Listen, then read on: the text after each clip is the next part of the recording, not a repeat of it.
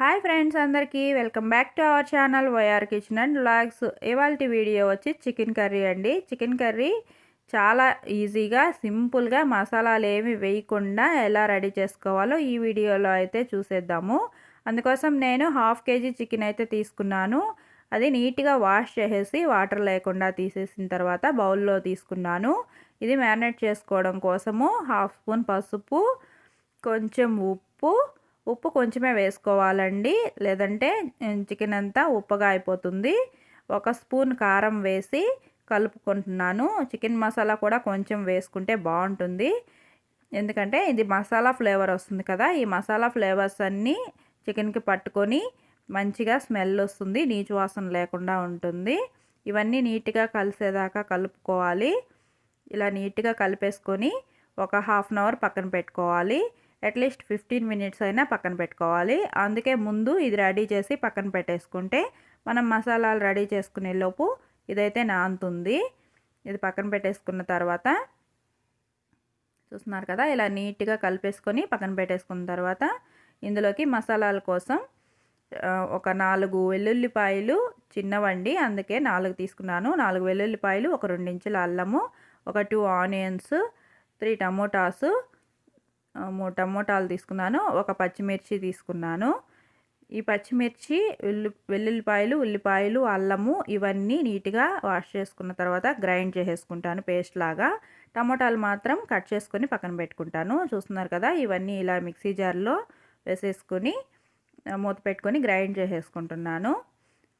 తర్వాత పొయ్యి మీద పెనం పెట్టుకొని 2 టేబుల్ స్పూన్స్ ఆయిల్ వేసుకుంటున్నానండి. 2-3 స్పూన్స్ అయితే సరిపోతుంది, ఆయిల్ ఎక్కువ అవసరం లేదు.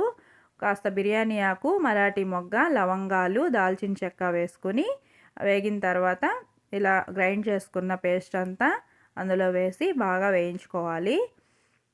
ఇందులో కాస్త ఉప్పు వేస్తే మాడిపోకుండా ఫాస్ట్గా వేగిపోతుంది మసాలా వేగేటప్పుడు కాస్తంత ఉప్పు కనుక వేసినట్లయితే చాలా ఫాస్ట్గా అయితే మగ్గిపోతుంది.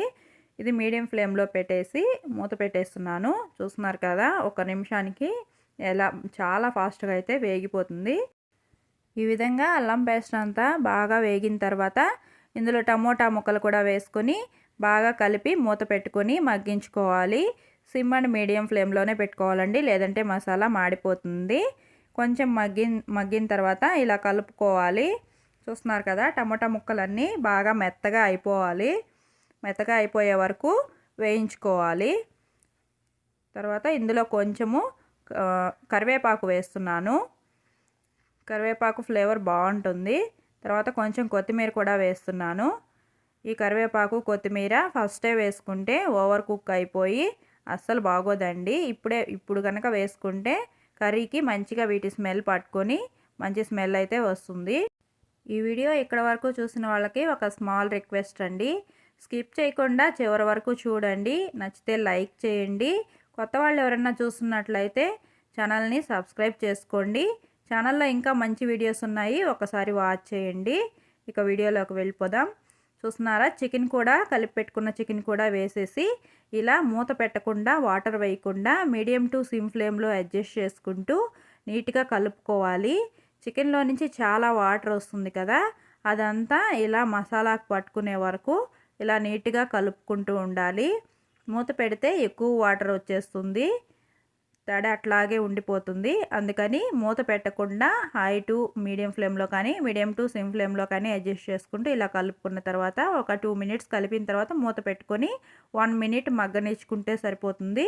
ఇలా మంచిగా చికెన్లో నుంచి వాటర్ రిలీజ్ అయిపోయి మసాలా అంతా చాలా గ్రేవీలాగా రెడీ అవుతుంది. చూస్తున్నారు కదా, అప్పుడప్పుడు మధ్యలో కలుపుకుంటూ ఉండాలండి మూత పెట్టిన తర్వాత కూడా, లేదంటే మనం అల్లం పేస్ట్ అది వేసాం కాబట్టి అడుగున అతుక్కుంటూ ఉంటుంది. తర్వాత 1 నిమిషం మగ్గించుకున్న తర్వాత 1.5 గ్లాస్ వాటర్ పోస్తున్నాను. నేనైతే 1.5 గ్లాస్ వాటర్ పోసాను. మీకు 1 గ్లాస్ వాటర్ అయినా సరిపోవచ్చు, చూసుకొని పోసుకోవాలి.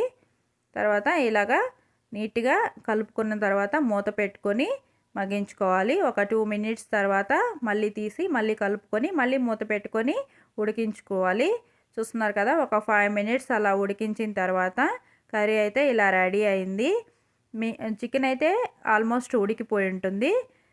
మళ్ళీ కాస్త మూత పెట్టుకొని ఉడికించుకుంటే చూస్తున్నారు కదా వాటర్ అంతా ఎవాపరేట్ అయిపోయి నీట్గా ఆయిల్ అయితే ఎంత బాగా తేలిందో. మనం కాస్త ఆయిలే వేసాం కదా, మసాలాలు కూడా కొంచెమే వేసాము, కానీ చూస్తున్నారు కదా ఎంత మసాలా గ్రేవీ వచ్చిందో. ఆయిల్ కూడా బాగా పైకి తేలింది కదా. మీకు కావాలంటే ఆ కన్సిస్టెన్సీలో ఆపేసుకోవచ్చు. నేనైతే ఇలా ఎక్కువగానే డ్రై చేసేస్తానండి. ఇలా అయితేనే చాలా బాగుంటుంది. మాకైతే ఇలాగే ఇష్టము. చూస్తున్నారు కదా ఆయిల్ అంతా ఇలా రిలీజ్ అయ్యే వరకు కాస్త వేయించేసుకుంటే చాలా బాగుంటుంది. గ్రేవీ కూడా ఎక్కువగానే ఉంది కదా, అన్నంలో కలుపుకోవడానికైనా చపాతీ రోటీల్లోకైనా చాలా బాగుంటుంది. మనం మసాలాలు వేయకపోయినా సరే, ఎక్కువ ఆయిల్ వేయకపోయినా సరే, కర్రీ చూడండి ఎంత బాగా రెడీ అయిందో. టేస్ట్ అయితే చాలా బాగుంటుందండి. ఒకసారి ట్రై చేసి చూడండి. చాలా ఈజీగా డైజెషన్ కూడా అవుతుంది. ఎక్కువ మసాలాలు ఫ్లేవర్స్ అన్నీ వేసేసుకుంటే డైజెషన్ ప్రాబ్లమ్స్ కూడా రావచ్చు. నచ్చితే ఒక లైక్ చేయండి, ఛానల్ని సబ్స్క్రైబ్ చేసుకోండి. మరో మంచి వీడియోతో మళ్ళీ కలుద్దాం.